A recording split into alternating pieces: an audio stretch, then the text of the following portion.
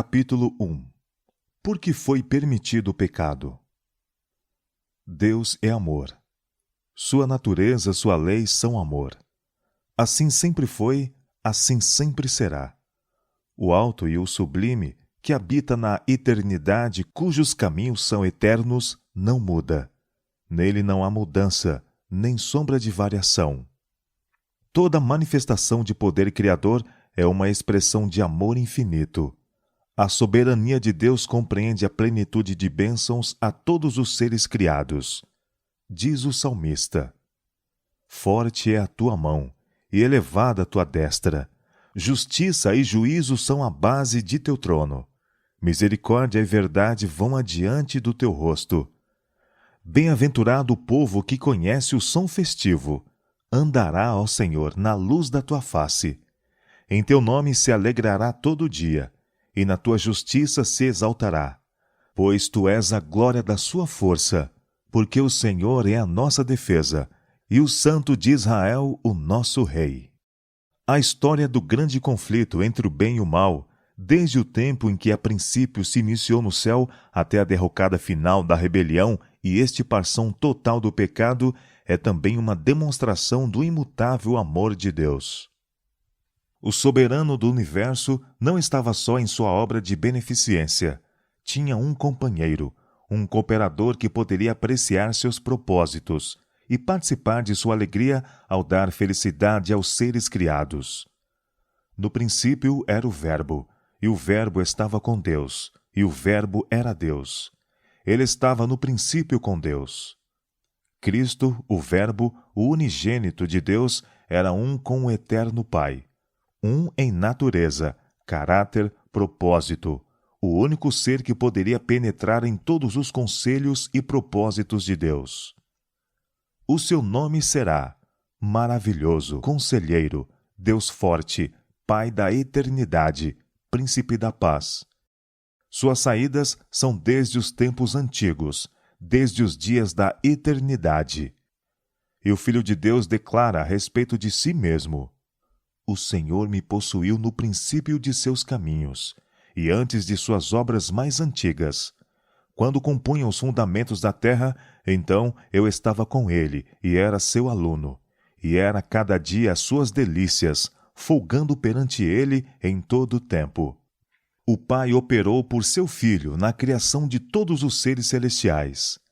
Nele foram criadas todas as coisas, sejam tronos, sejam dominações, sejam principados, sejam potestades. Tudo foi criado por ele e para ele. Os anjos são ministros de Deus, radiantes pela luz que sempre flui de sua presença e céleres no voo para executarem sua vontade. Mas o Filho, o ungido de Deus, a expressa imagem de sua pessoa, o resplendor da sua glória, sustentando todas as coisas pela palavra do seu poder, tem a supremacia sobre todos eles. Um trono de glória, posto bem alto desde o princípio, foi o lugar de seu santuário.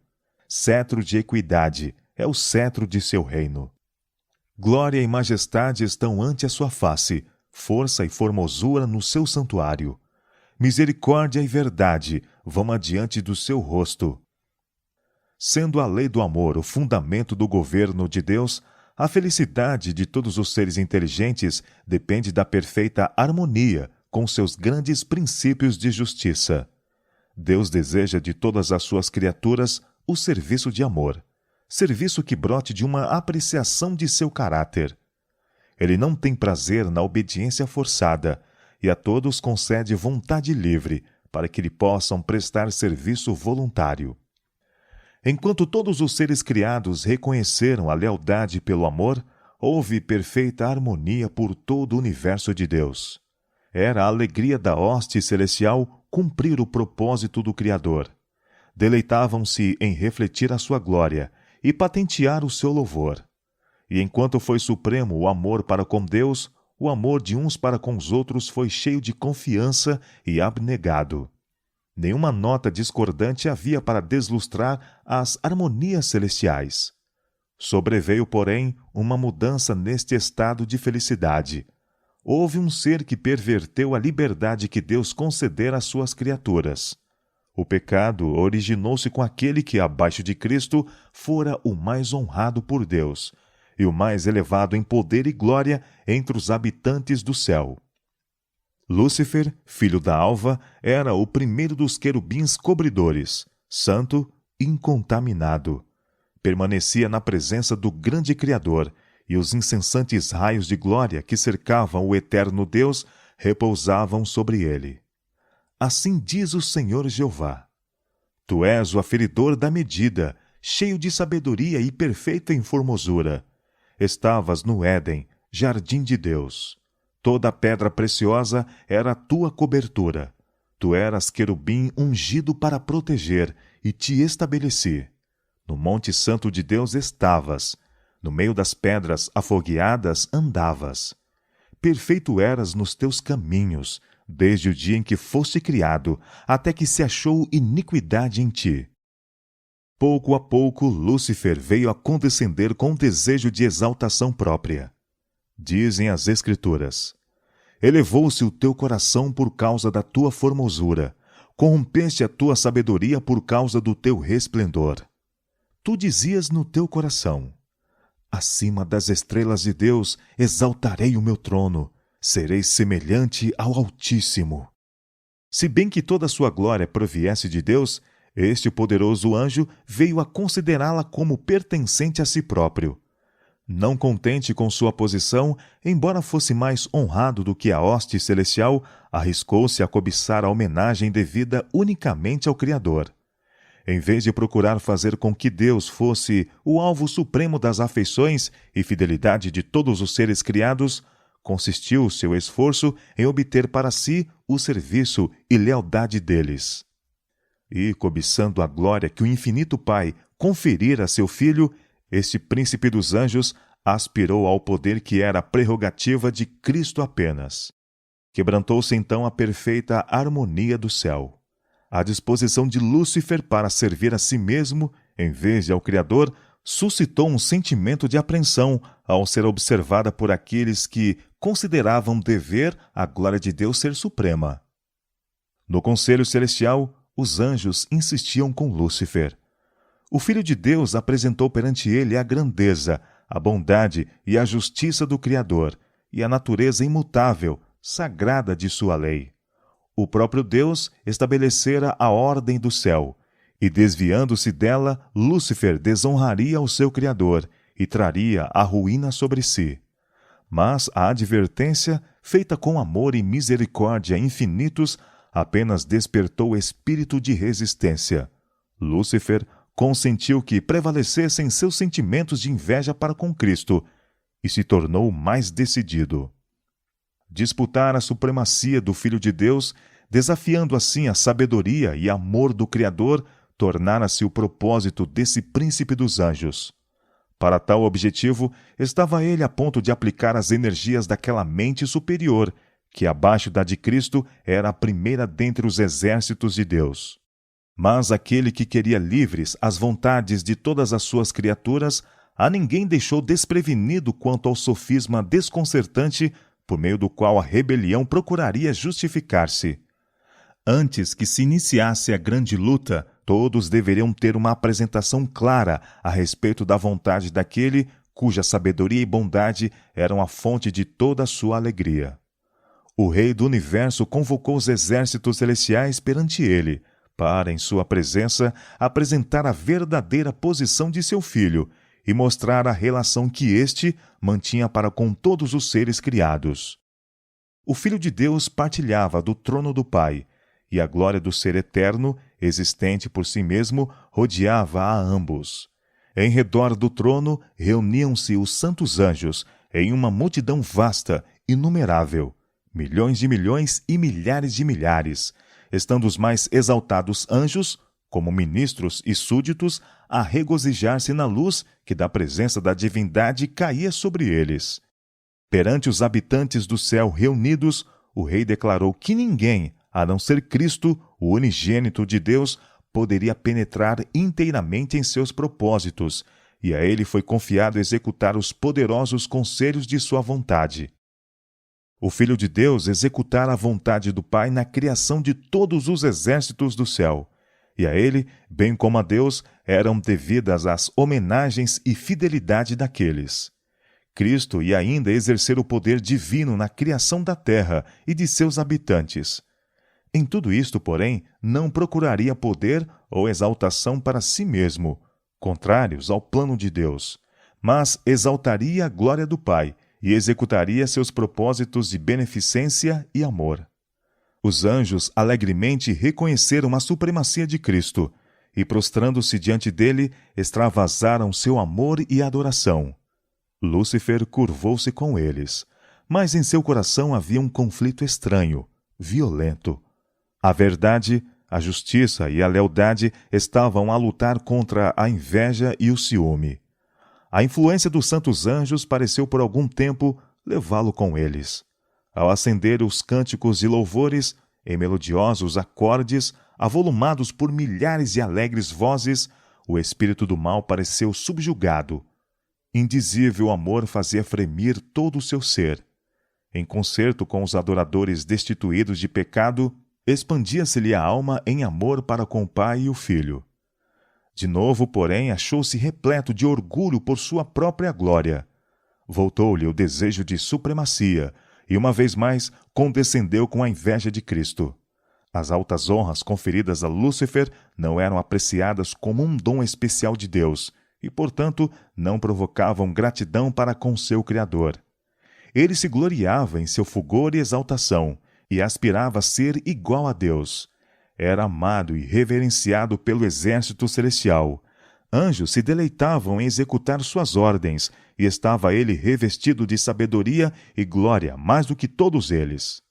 Contudo, o Filho de Deus era mais exaltado do que ele, sendo um em poder e autoridade com o Pai. Partilhava dos conselhos do Pai, enquanto Lúcifer não penetrava assim nos propósitos de Deus. Por quê? Perguntava este poderoso anjo. Deveria Cristo ter a primazia? Porque ele é mais honrado do que Lúcifer.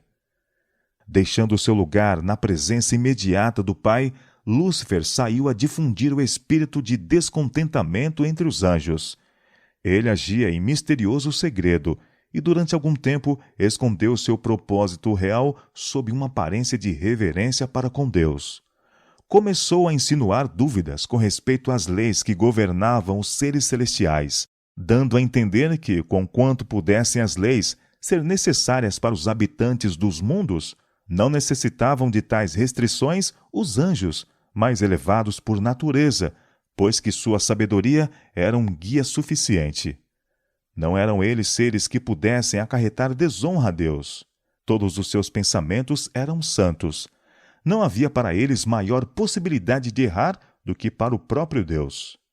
A exaltação do Filho de Deus à igualdade com o Pai foi representada como sendo uma injustiça a Lúcifer, o qual, pretendia-se, tinha também direito à reverência e à honra.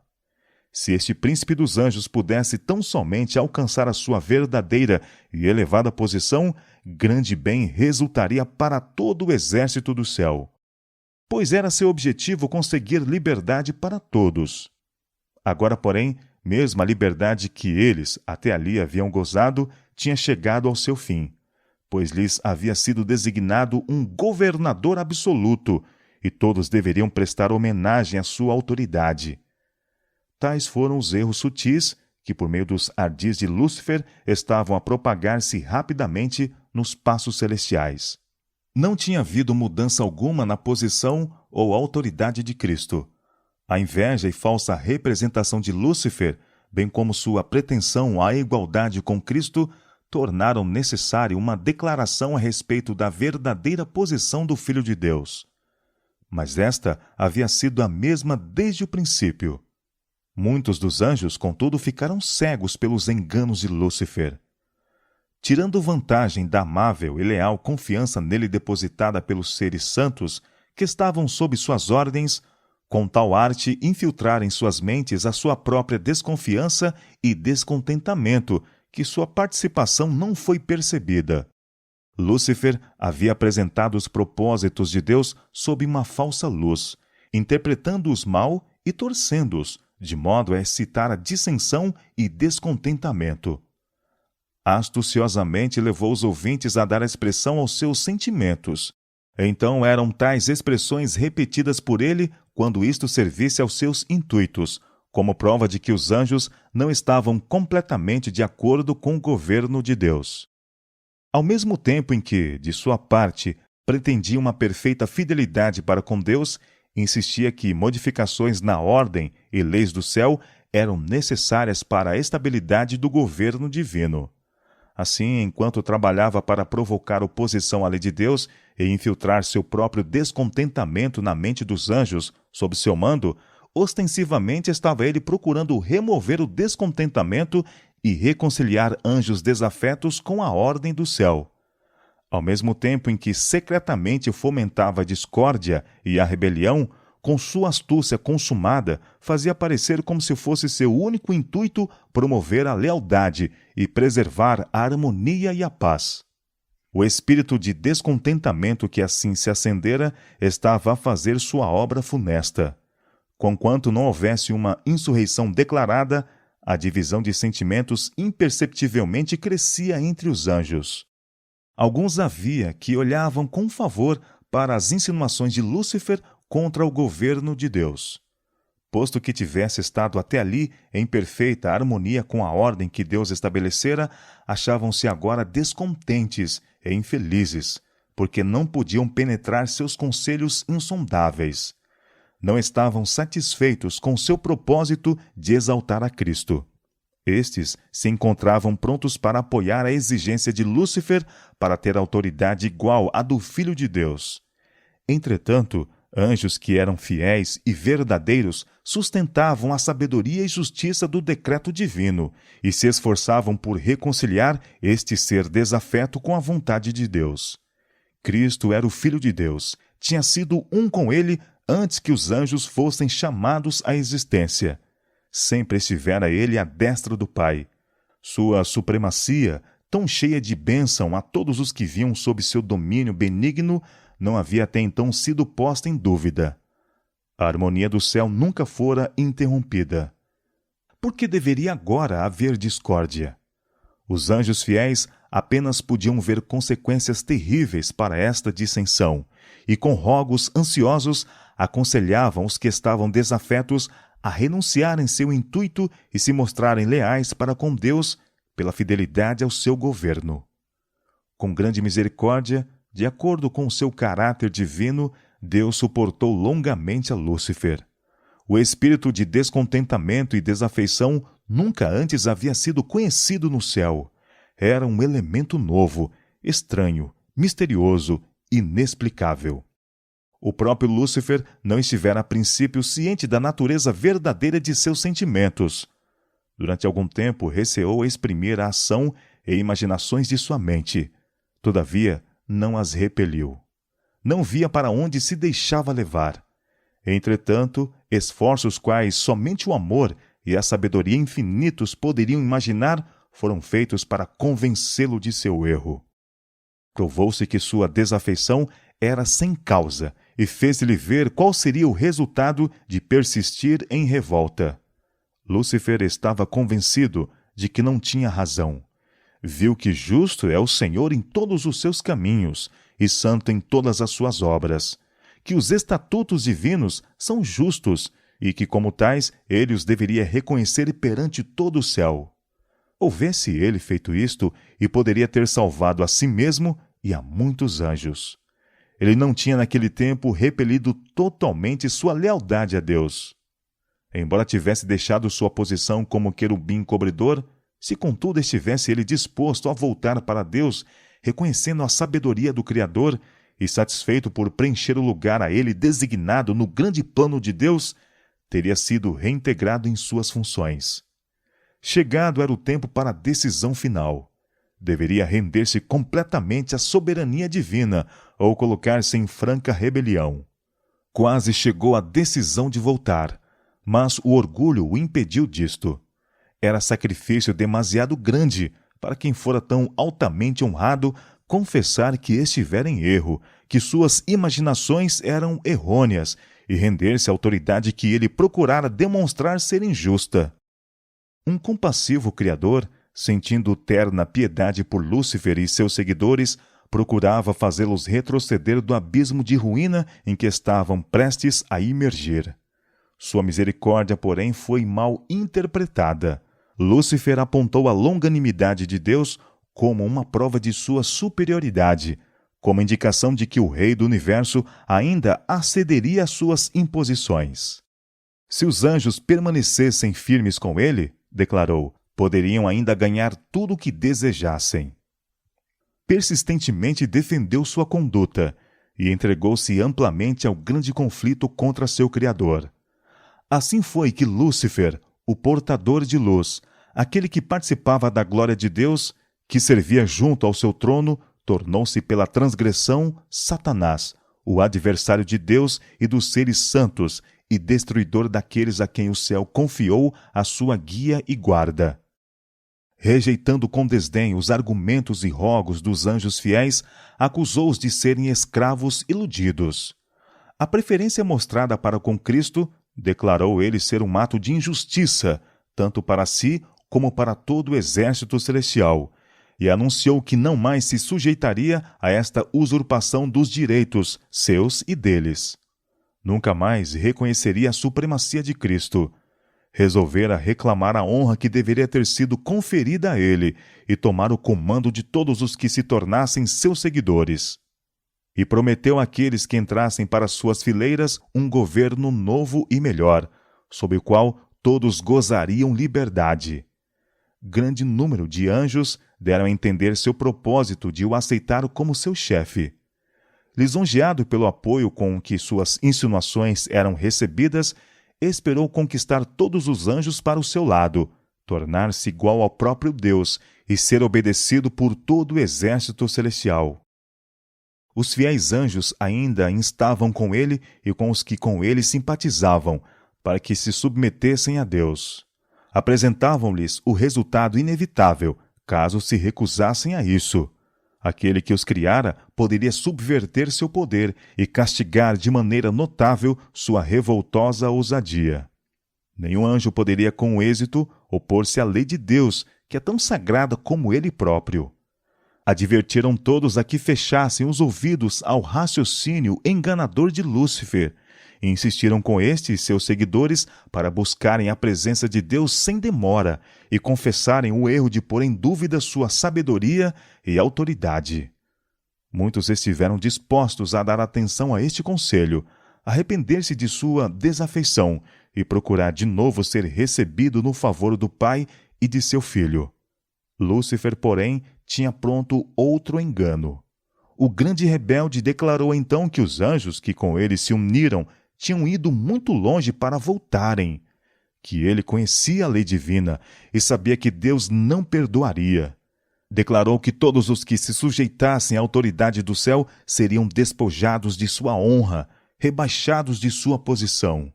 Quanto a si, estava decidido a nunca mais reconhecer a autoridade de Cristo. A única maneira de agir que restava a ele e seus seguidores, dizia, consistia em vindicar sua liberdade e adquirir pela força os direitos que não lhes haviam sido de boa vontade concedidos. Tanto quanto dizia respeito ao próprio Satanás, era verdade que ele havia ido agora demasiado longe para que pudesse voltar. Mas não era assim com os que tinham sido iludidos pelos seus enganos.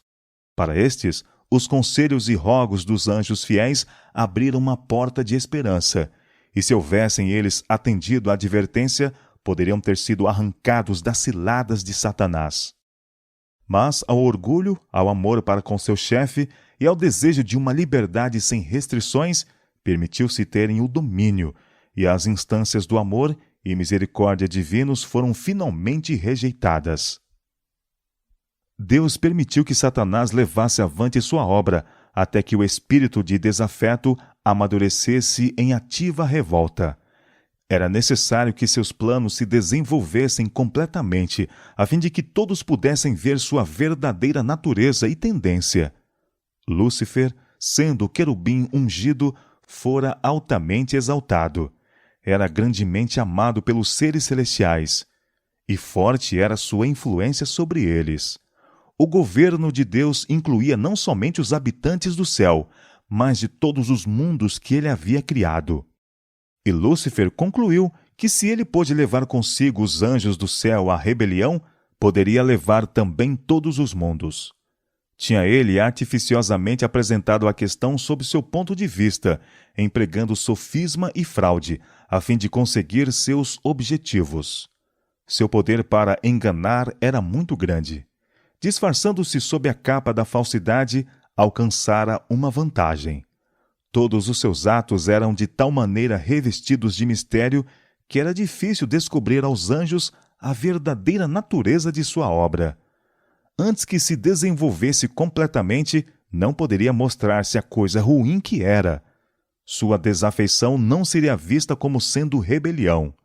Mesmo os anjos fiéis não podiam discernir-lhe completamente o caráter, ou ver para onde sua obra estava a levar. Lúcifer havia a princípio dirigido suas tentações de tal maneira que ele próprio não pareceu achar-se comprometido. Os anjos, que ele não pôde trazer completamente para o seu lado, acusou-os de indiferença aos interesses dos seres celestiais. Da mesma obra que ele próprio estava a fazer, acusou os anjos fiéis. Consistia sua astúcia em perturbar com argumentos sutis referentes aos propósitos de Deus. Tudo o que era simples, ele envolvia em mistério, e por meio de artificiosa perversão lançava dúvida sobre as mais claras declarações de Jeová. E sua elevada posição, tão intimamente ligada com o governo divino, dava maior força às suas representações. Deus apenas podia empregar meios que fossem coerentes com a verdade e justiça. Satanás podia usar o que Deus não podia, a lisonja e o engano. Procurara falsificar a palavra de Deus e, de maneira errônea, figurara seu plano de governo, pretendendo que Deus não era justo ao impor leis aos anjos, que, exigindo submissão e obediência de suas criaturas, estava simplesmente a procurar a exaltação de si mesmo. Era, portanto, necessário demonstrar perante os habitantes do céu e de todos os mundos que o governo de Deus é justo, que sua lei é perfeita. Satanás fizera com que parecesse estar ele procurando promover o bem do universo. O verdadeiro caráter do usurpador e seu objetivo real devem ser compreendidos por todos.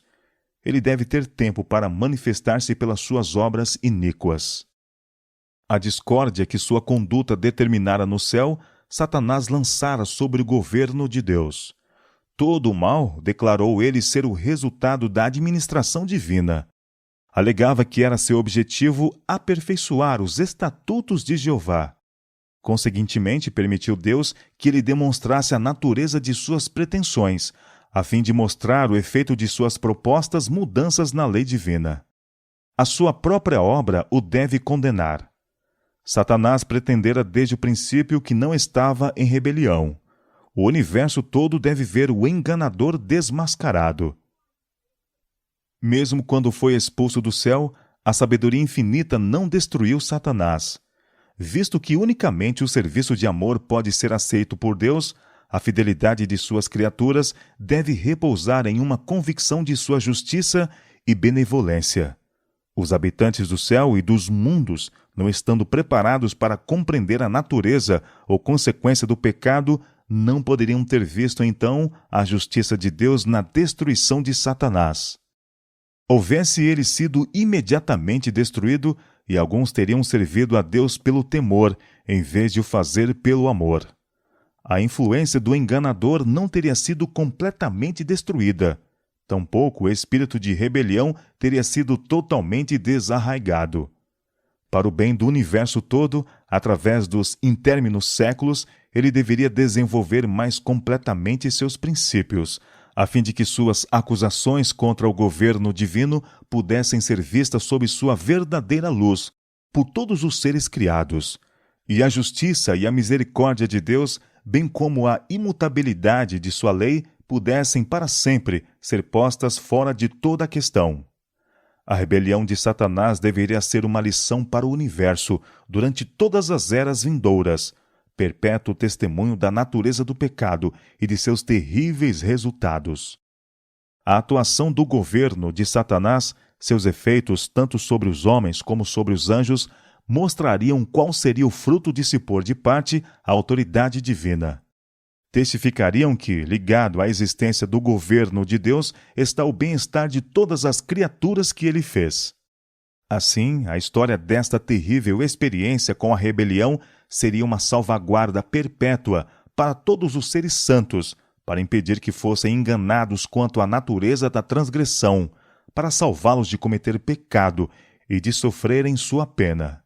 Aquele que governa no céu é o que vê o fim desde o princípio, o ser perante o qual os mistérios do passado e do futuro estão igualmente expostos, e que, para além da miséria, trevas e ruína que o pecado acarretou, contempla o cumprimento de seus propósitos de amor e bênçãos.